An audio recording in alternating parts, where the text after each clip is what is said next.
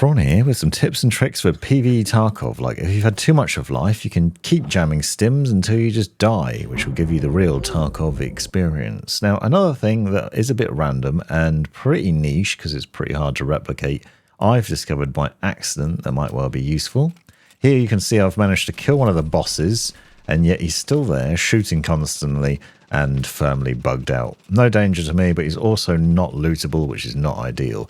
I have, however, found there is one use case for him. So if you manage to repeat this with a PMC or a scav or a boss, you might want to give it a try. So what we're going to do is get our melee weapon and just keep bashing him over and over again. You'll see there's a spray of blood for me. And if I go into the skills section, you can see that with each bash, I'm actually increasing my strength. Now, this is obviously cheesing the game a little bit, and it does require a bug to happen, and it does have some other negative impacts, like it drains your stamina, and you're going to need food and drink in order to keep doing it, but it does work. Now, this is a peaceful area of the map. Obviously, if you're standing in a very busy hotspot, this wouldn't be ideal, and you'd probably get killed by someone else, but I thought I'd spend some time just carrying on bashing him until I increase my strength by 5.45 in this raid alone. Now, that's a pretty random tip, but here's one that is pretty useful. Obviously, you want to get your scav rep up as much as possible. Doing that decreases the scav timer, so you can get back in as a scav raid pretty quickly. It also has some other implications, like scavs will work with you, given certain commands, and bosses will stop shooting at you when you're a scav as well, which is also excellent. One thing I've found is factory maining as a scav is very useful, because you get 1 experience point, or 0.01 for successfully extracting, but you get more points for killing PMCs. Now, not just killing PMCs, but killing PMCs who have killed scavs. So this can be very handy, and it's a neat trick to do. Now, if you just go in and kill a few PMCs, you will get some scav rep points. Only a very minor amount, though. It's much better to kill PMCs that have killed other scavs first. So if you spawn in and wait around for a bit, that can be beneficial. You can see when the raid's over, I've killed a couple of PMCs and I've got 0.02 scav experience points. Now, I didn't manage to successfully extract, but I've still got that scav experience there, which will be useful for standing with fence and overall. If you hang around when you spawn on factory and wait until you hear gunfire, it's PMCs killing scavs. If you can then hunt down those PMCs and kill them after the fact, you'll then get bonus points. Like now I've got 0.04 scav assistance points here. So that's one way of boosting up your scav rep. Another way to cheese the game can be seen when trying to boost up your attention skill. So attention is used for looting purposes. And there's currently a bug, which will probably be patched, but who knows, where if you just simply play around with your ammo in your rig, splitting groups of ammo into smaller ones and then putting them back together again and then splitting them again and moving them around, it actually boosts up your attention. All you've got to do is hold control and drag your ammo around in your rig, and then you can just keep boosting your attention up.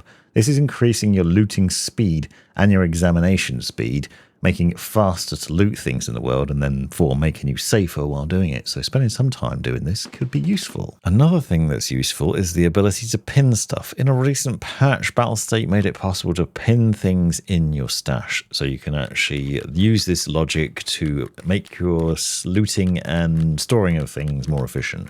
In this case, what I'm doing is taking the thick case and putting it near the top of the stash. Right click on it and then click the little pin icon in the bottom left. You'll see it's then got this hashed mark around it and it can be pinned. Now, I've done this logic with the items case, which inside it has a magazine case and an ammo case and a docs case and other things. I've also got a dog tag case at the top left pinned as well.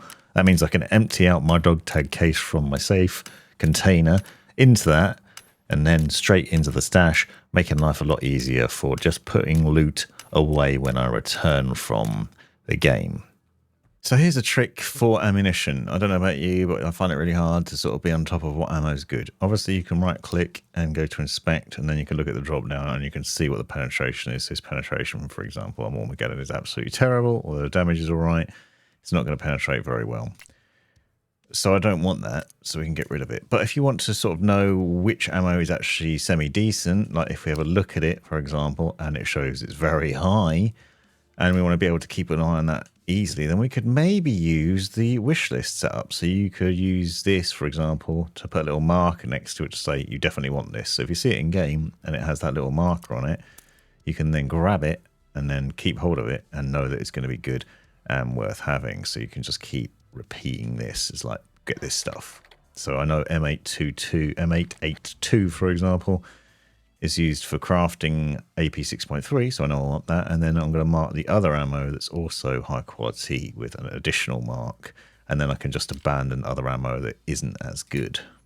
Did you know that there's a filter on the Flea Market that will help you find high condition items? So if you're trying to find something on a regular basis and you have to scroll through loads of pages to find what you want, this can be handy. So click on the little settings cog at the top. And then what we want to do is adjust the condition. So I'm going to set it to 100. This means it's only going to show perfect things. This will then let you find things like water filters and fuel cans that are full and not used really easily. So you can see maximum amount of fuel in this one, for example. You can then purchase it. Or if you're trying to sell things, this will help you see at a glance the top value that you can get for a full condition item that you're trying to sell without having to scroll through loads of pages first. So this can be a beneficial way to quickly get through that. I've said it before and I'll say it again, make sure you're looting scavs in PvE mode. Now, I don't know if it's because there's no people controlled scavs in the game, there's no player scavs, or because the looting system is different, but I keep finding decent things on scavs. So, for example, I found stims on this scav, not just one in his bag, but also one in his pockets as well.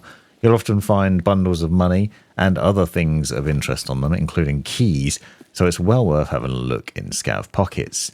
The other thing you might not realise, because it's not obvious, is that pink bags, so these luggage bags, can be looted. You'll see them around in the world and it's not obvious that they can be looted, perhaps. You might not have looked at them before, but if you see a pink bag, you can loot it. Pretty simple. Hopefully you found all these tips useful. Check out the playlist to see more like it, and thanks for watching.